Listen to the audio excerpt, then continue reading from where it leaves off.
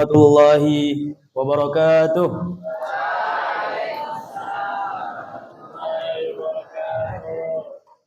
Innal hamdalillah nahmaduhu wa nasta'inuhu wa nastaghfiruh wa na'udzu billahi min syururi anfusina wa min sayyiati a'malina.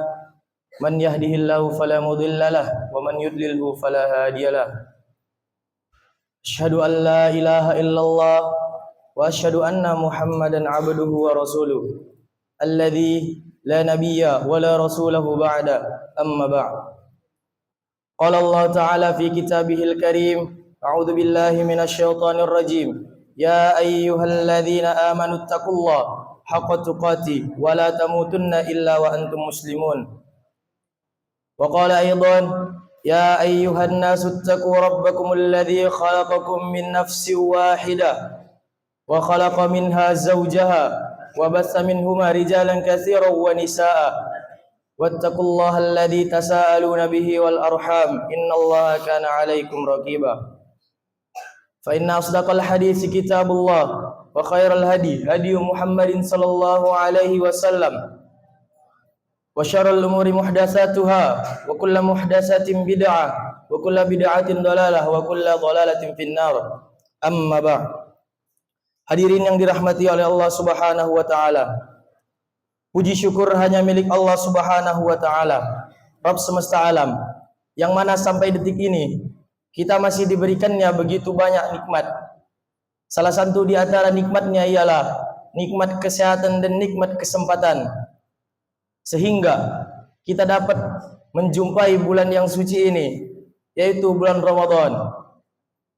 Salawat bertangkaikan salam tidak lupa kita hadiahkan kepada Nabi besar kita, Nabi Muhammad sallallahu alaihi wasallam. Kalaulah bukan karena beliau, kita tidak tahu amalan-amalan apa saja yang dapat mengantarkan kita ke surganya Allah.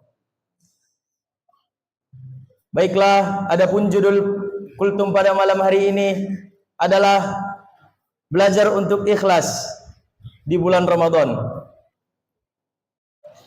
Yang dimaksud ikhlas adalah memurnikan setiap niat kita hanya untuk Allah Subhanahu wa taala.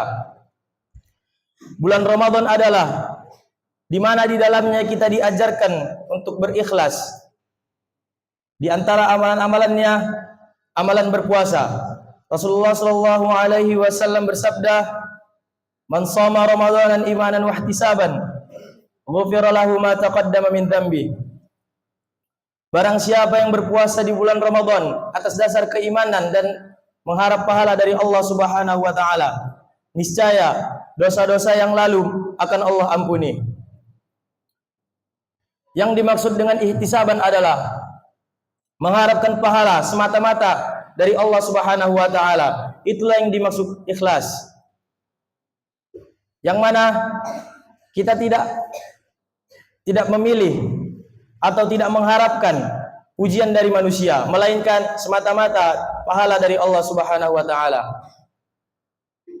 Lalu bagaimana kita belajar ikhlas di bulan Ramadan?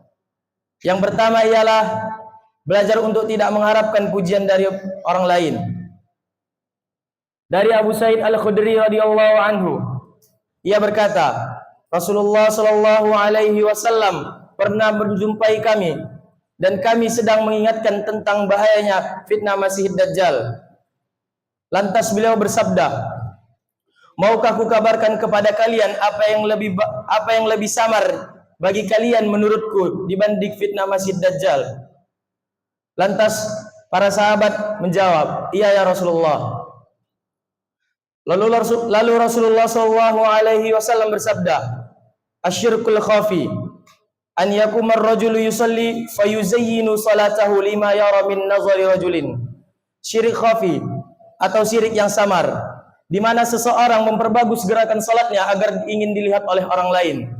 Hadis riwayat Ibnu Majah. Berbuat syirik atau berbuat riya itu tidak akan dilihat oleh Allah Subhanahu wa taala. Tidak ada artinya, sama dengan kita itu beramal sia-sia hanya untuk mengharapkan dilihat oleh orang lain.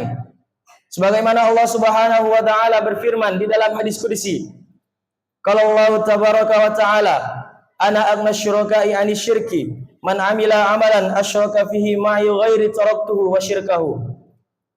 Kalau Allah tabaraka wa taala, Allah Subhanahu wa taala berfirman, aku tidak butuh dengan sekutu dalam perbuatan syirik. Barang siapa yang menyekutukanku dengan selainku, aku akan meninggalkannya dan perbuatan syiriknya.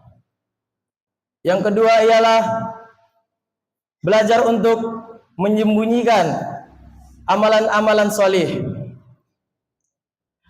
Dari Sa'ad bin Abi Waqqas radhiyallahu anhu, bahwa Rasulullah sallallahu alaihi wasallam bersabda, "Innallaha yuhibbul 'abdat taqiyil ghaniyil khafi." Yang artinya, sesungguhnya Allah mencintai hamba yang bertakwa dan hamba yang dimana hatinya selalu merasa cukup dan hamba yang selalu mengasingkan diri. Yang dimaksud dengan mengasingkan diri di sini adalah selalu tidak menampakkan amalan-amalan solihnya, takut berbuat ria. Berarti termasuk oleh orang-orang yang dicintai Allah adalah orang-orang yang mengasingkan dirinya untuk melakukan amalan soleh. Misalnya dalam hal bersedekah, Allah Subhanahu wa taala menganjurkan kepada kita untuk menyembunyikannya. Allah Subhanahu wa taala berfirman, "Wa yutubudus shadaqati fa ni'mahi wa yutukhfuha wa tu'tuhal fuqara fa huwa khairul lakum wa yukaffiru ankum min sayyi'atikum wallahu bima ta'maluna khabir." Jikalau engkau menampakkan sedekahmu, maka itu baik bagimu. Dan jikalau engkau menyembunyikannya dan memberikannya kepada orang-orang fakir, maka itu lebih baik bagimu. Dan Allah Subhanahu wa taala akan menghapuskan sebagian dosa-dosa kamu. Dan Allah Subhanahu wa taala mengetahui apa yang kamu kerjakan. Quran surah Al-Baqarah ayat 271. Dan Rasulullah sallallahu alaihi wasallam juga menerangkan tentang 7 orang yang akan mendapatkan naungan pada hari kiamat. Salah satunya adalah warajulun tasaddaqa akhfa hatta la ta'lama shimaluhu ma tunfiqu yaminuhu. Dan seseorang yang bersedekah secara sembunyi-sembunyi, di mana tangan kirinya tidak tahu apa yang disedekahkan oleh tangan kanannya. Hadis riwayat Muslim. Yang ketiga ialah beramal bukan untuk orientasi dunia.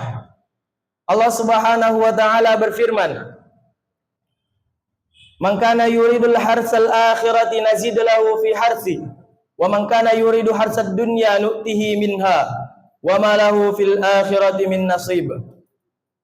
Barang siapa yang menghendaki keuntungan dunia, maka akan kami tambah keuntungan tersebut baginya. Dan barang siapa yang mengharap keuntungan di dunia, maka Allah akan memberikan sebagian keuntungan tersebut.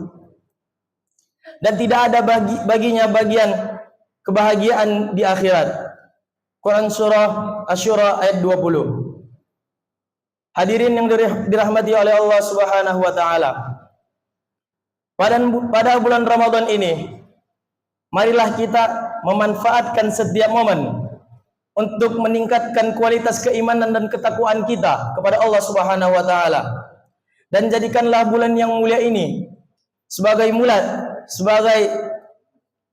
petunjuk bagi kita untuk meraih keberkahan dan kesuksesan di dunia maupun di akhirat.